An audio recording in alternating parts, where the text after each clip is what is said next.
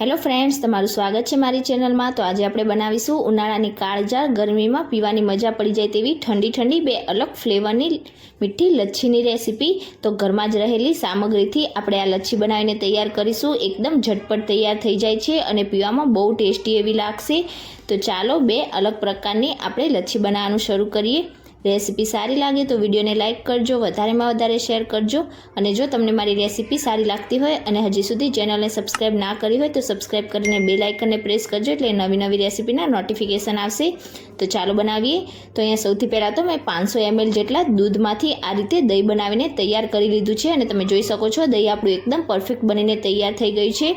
તો આટલા દહીંમાંથી તમે 3 મોટા ગ્લાસ લચ્છીના બનાવીને તૈયાર કરી શકો છો અને મીડિયમ ગ્લાસ હશે તો તમારા 4 થી 5 ગ્લાસ તૈયાર થશે। હવે એક મોટું ઊંડું બાઉલ લઈશું અને બધા જ દહીંને આપણે બાઉલમાં એડ કરી દઈશું। તો આ દહીંને આપણે ફેટવાનું છે, એટલે તમારે પહેલાંથી જ ઊંડો હોય તેવા બાઉલનો ઉપયોગ કરવાનો છે અને તમારે વધારે ઓછી જે પ્રમાણે લચ્છી બનાવવી હોય તમે એ પ્રમાણે દહીં લઈ શકો છો। તો અહીંયા બધા જ દહીંને મેં આ રીતે બાઉલમાં એડ કરી દીધું છે। હવે વિસ્કરની મદદથી આપણે સૌથી પહેલાં તો દહીંને એકદમ સરસ રીતે ફેટીને તૈયાર કરી લઈશું। તો બિલકુલ પણ કણી ના રહે એ રીતે આપણે દહીંને ફેટીને એકદમ સ્મૂથ લિક્વિડ હોય એ રીતનું બનાવીને તૈયાર કરવાનું છે। અને અત્યારે તમારે દહીંમાં બિલકુલ પણ પાણી કે કોઈ જ વસ્તુ એડ કરવાની નથી। તો અહીંયા તમે જોઈ શકો છો વિસ્કરની મદદથી મેં એકદમ સરસ રીતે દહીંને ફેટીને સ્મૂથ કરી લીધું છે। આ રીતે તમારે એકદમ સરસ સ્મૂથ બનાવીને તૈયાર કરવાનું, એટલે લચ્છી છે તે પીવામાં એકદમ સરસ તમારી બનીને તૈયાર થશે।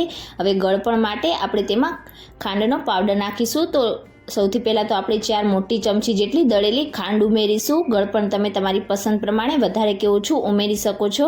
પહેલાં આપણે 4 ચમચી જેટલી દળેલી ખાંડ ઉમેરીશું અને ત્યાર પછી જો જરૂર લાગે તો આપણે ટેસ્ટ કરીને બાકીની ખાંડ એડ કરીશું। હવે ખાંડને પણ આપણે દહીં સાથે એકદમ સરસ રીતે વિસ્કરથી મિક્સ કરી લઈશું।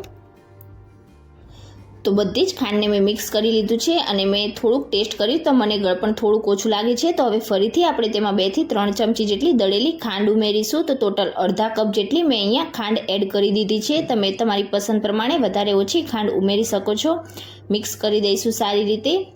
તો અહીંયા લચ્છી બનાવવા માટેનો આપણો બેઝ તૈયાર થઈ ગયો છે। હવે આપણે એક બીજો બાઉલ લઈશું અને જે આપણે લચ્છીનો બેઝ બનાવ્યો છે તેમાંથી અડધો બેઝ આપણે આ રીતે બીજા બાઉલમાં એડ કરી દઈશું। આપણે 2 અલગ ફ્લેવરની લચ્છી બનાવવાના છીએ, તો તમારે આ રીતે અડધું દહીં છે તે બીજા બાઉલમાં નીકાળી લેવાનું।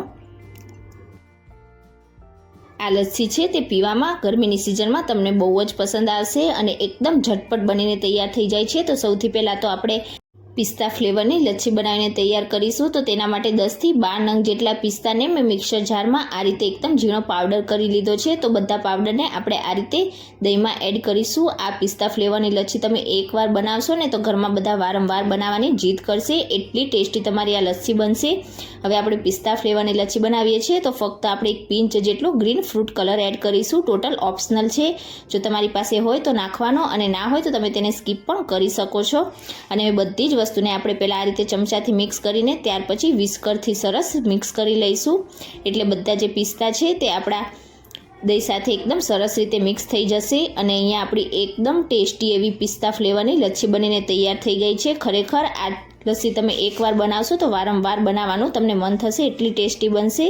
અને હવે બીજી ફ્લેવરની લસ્સી બનાવવા માટે આપણે 3 મોટી ચમચી જેટલું રોઝ સિરપ લઈને તેને પણ આપણે દહીંમાં આ રીતે એડ કરી દઈશું અને હવે આપણે તેને પણ વિસ્કરની મદદથી એકદમ સરસ રીતે મિક્સ કરી લઈશું। અહીંયા જે દહીંનો તમે યુઝ કરો છો તે એકદમ ઠંડુ હોય તેવું લેવાનું, એટલે લચ્છી પીવામાં એકદમ ટેસ્ટી એવી લાગશે।